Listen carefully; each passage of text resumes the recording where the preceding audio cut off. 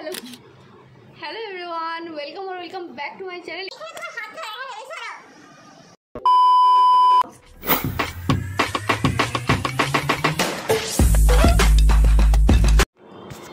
Hello everyone, welcome और welcome back to my channel. आशा करी আপনারা সবাই খুব ভালো আছেন, সুস্থ আছেন অ্যান্ড অ্যাজ ইউজুয়ালি সেফও আছেন। তো আজ হচ্ছে আপনাদের দাদার ছুটি আছে, মানে তোমাদের দাদার ছুটি আছে। তো আমি ভাবলাম যে আজকের মর্নিং রুটিনটা তোমাদের সাথে শেয়ার করি। তো নর্মালি ওর ছুটি থাকে না, বাট আজ অনেক দিন পর একটা ছুটি পেলো, তো ভাবলাম যে এটাকে ইউটিলাইজ করা যাক। অনেক রিকোয়েস্ট করার পর তারপর ও বলেছে যে হ্যাঁ আজকে ভিডিওটা বানাবে। তো বেসিক্যালি আজকের ভিডিওটা হচ্ছে যে মর্নিং রুটিন রিলেটেড।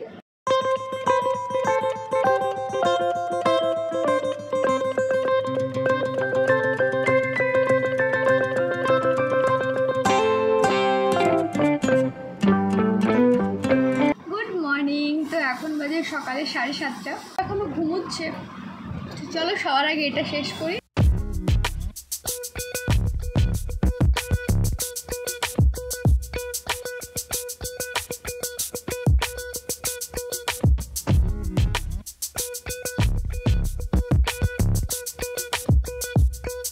খালি পেটে ওভারনাইট ভিজিয়ে রাখা চিয়া সিডের জল খাওয়ার পর আমরা খেয়ে নেব এই ড্রাই ফ্রুটসগুলো। প্রতিদিন এমন গুছিয়ে আনো, ভিডিও বানানোর জন্য গুছিয়ে আনছো। ডিশের বাটিতে দিয়ে দেয়, ডিশের বাটিতে।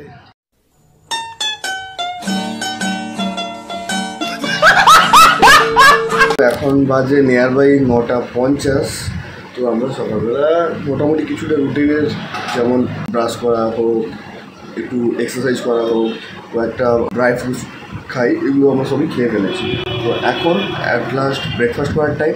চলুন দেখা যাক কি ব্রেকফাস্ট রান্না করেছে।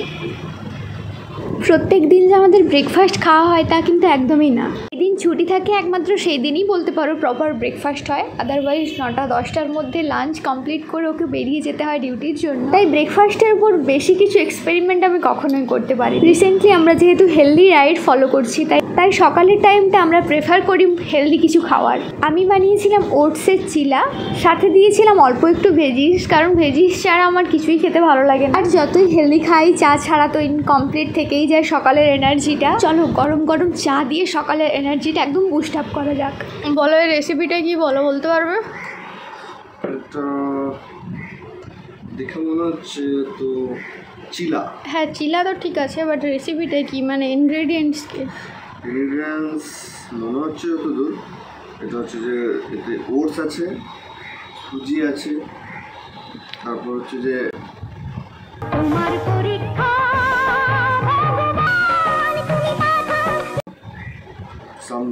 কাঁচা লঙ্কা, পেঁয়াজ,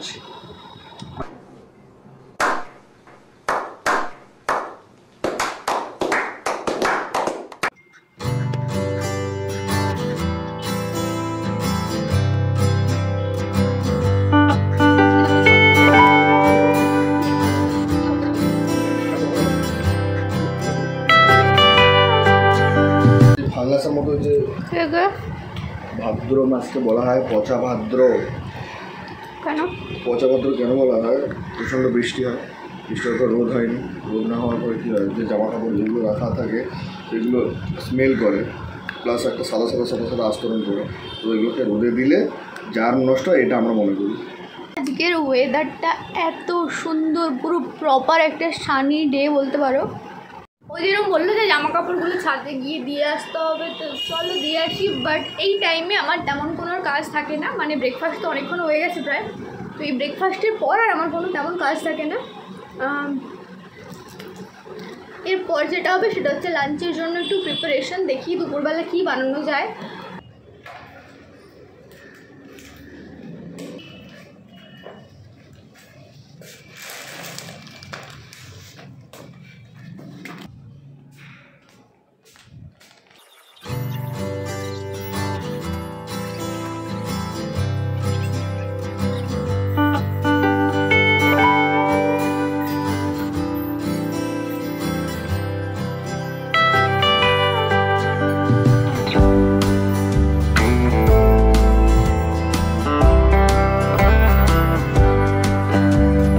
জানো তো, ছাদে আমি অনেক ফুলের সাথে সাথে সবজি গাছও লাগিয়েছিলাম, তার মধ্যে এই উচ্ছে ধরেছে, সেটাই আমি তোমাদের দেখাচ্ছিলাম। তবে কলকাতার যা গরম, একদিন জল না দিলে গাছগুলোর যে কী অবস্থা হয় কী আর বলবো। ডিউটি, আমার কাজ, এইসবের জন্য গাছগুলো ঠিকমতো যত্নও নেওয়া হয় না। আর এইরকম সুন্দর আকাশ দেখলে মনে হয় যে দুর্গাপুজো চলেই এসেছে। আজকে তো অনেকদিন পর একটু রোদ উঠেছে, বৃষ্টি নেই, তো সব কিছু করে নেওয়ার পর ফল কেটে দিল, তার ফল খাবো। আর ছুটির দিন মানেই তো নিজের যত্ন নেওয়া, আর নিজের যত্ন নেওয়া মানে কিছু প্রোডাক্ট ইউজ করা ফেসে, বা একটু নিজের শরীরের যত্ন নেওয়া। তো ম্যাডামকে অনেক রিকোয়েস্ট করলাম অনেকক্ষণ ধরে, তো উনি তো রান্না করছিলেন, লাঞ্চ বানাচ্ছিলেন, লাঞ্চ বানাতে তো আমার জন্য নিয়ে চলে এসেছে একটু ফেস মাস্ক, আরও কী কী সব নিয়ে এসছে। তো চলো দেখে নিই কীভাবে স্কিন কেয়ারটা করা যায়। অন্যের স্কিন কেয়ার করতে গিয়ে আমারই স্কিনের 12টা হয়ে গেছে। যাই হোক, এখন বাজে দুপুরের 1টা, লাঞ্চটা তো মোটামুটি হয়ে গেছে আমার, বলতে পারো। অ্যাকচুয়ালি আমি হেয়ার ব্যান্ডটা খুঁজে পাচ্ছিলাম না, তাই রুমালটা মাথায় দিয়ে রেখেছি, চুলগুলো খুব ডিস্টার্ব করছিল। আর আজকে তো বলেইছি সানি ওয়েদার, মানে প্রচণ্ড গরম, আজকে হঠাৎ করে গরম পড়ে গেল কেন জানি না। যাই হোক, ও বললো যে একটু স্কিন কেয়ার করে দেওয়ার জন্য, কারণ ইউজুয়ালি তো ওর হয় না, আর প্রোডাক্টগুলো পড়েও রয়েছে, তো শেষ তো করতেই হবে। আমি যে ক্লে মাস্কটা ইউজ করব সেটা হচ্ছে যে দ্য মম স্কোয়ার। এটা আমি একটা পিয়ার প্যাকেজিংয়ে পেয়েছিলাম, কিন্তু প্রোডাক্টটা এতই ভালো যে আমি এটা দ্বিতীয়বার নিজের থেকে ইনভেস্ট করে কিনেছি। Which is natural clay face mask. চারকোলও রয়েছে, প্লাস এটা ডিটক্সেরও কাজ করে, ব্রাইটেনিংয়েরও কাজ করে, ওই জন্য এটা তো ভালো। এটা হচ্ছে যে ডিটক্সের কাজ করে প্লাস ব্রাইটেনিংও করে। আর এটা হচ্ছে পার্সোনালি এটা আমি 2-3 বার লাগিয়ে দেখেছি, সত্যি দারুণ কাজ করে আমার ফেসে, বিশেষ করে আমার তো একটু অয়েলি স্কিন, দেন অলসো এটা আমার ফেসটা যথেষ্ট ব্রাইট করে। আর এটা হচ্ছে dermatologically tested. By the way, এটা কিন্তু ভেগান না, তো তোমরা যারা ইউজ করতে চাও তারা প্রপার ডেসক্রিপশন দেখে তারপর ইউজ করতে পারো। আমি এটা তোমাদের সাজেস্ট করছি। তো চলো এখন, ভেগান মানে হচ্ছে যে যারা পশু বাকি সমস্ত থেকে দূরে থাকে।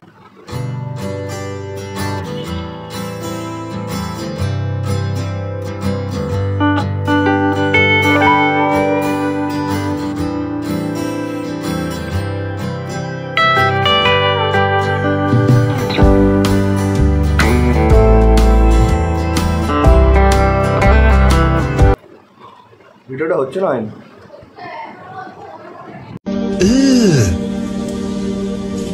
brother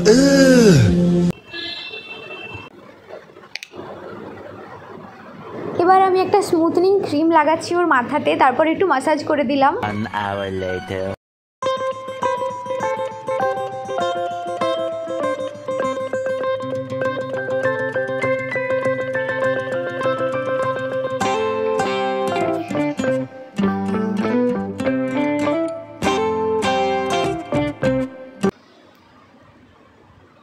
ওয়েট করছি খাওয়ার জন্য,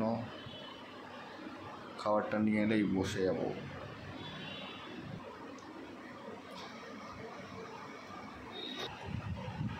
পোস্ত দিয়ে আলু ভাজা, ডিম ভাজা, ডাল আমার ফেভারিট, ঢেঁড়স আলুর তরকারি,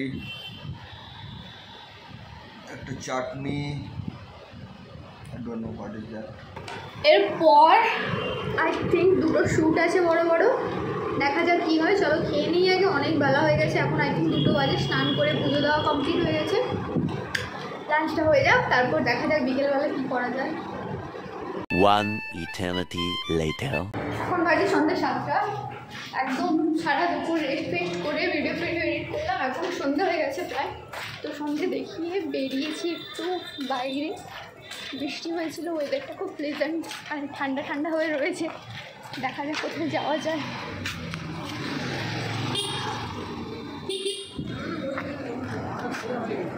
কোথায় যাবে, কোন দিক দিয়ে যাবে?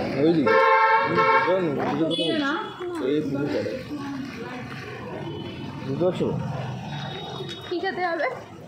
চপের ক্রেভিংস। বৃষ্টি তেলে ভাজা না হলে হয়।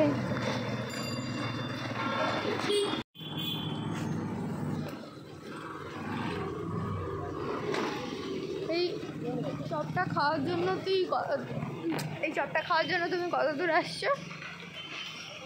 1.5-2 কিলোমিটার। কত? 1.5-2 কিলোমিটার।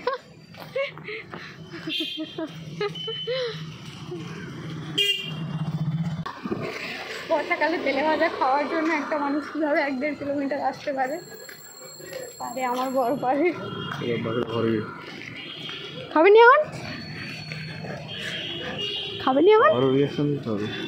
না এরম না। তুমি আইসক্রিম খেতে খেতে ঘর যাচ্ছ?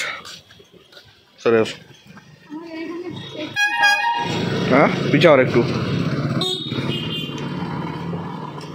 আমাদের এখানে স্পেশাল একটা দোকানে পাওয়া যায় নলেন গুড়ের আইসক্রিম। সব দোকানে এখানে পাওয়া যায় না, কিছু কিছু দোকানে পাওয়া যায়। আমি যতবার বাজার আসি এই চান্সটা মিস করা ইম্পসিবল, তো আমি খেলাম এটাই। আর ও ফুচকা খেলো, চপ খেলো। এখন বাড়ি যাওয়া যায়, রাতের খাওয়াটাও বানাতে হবে।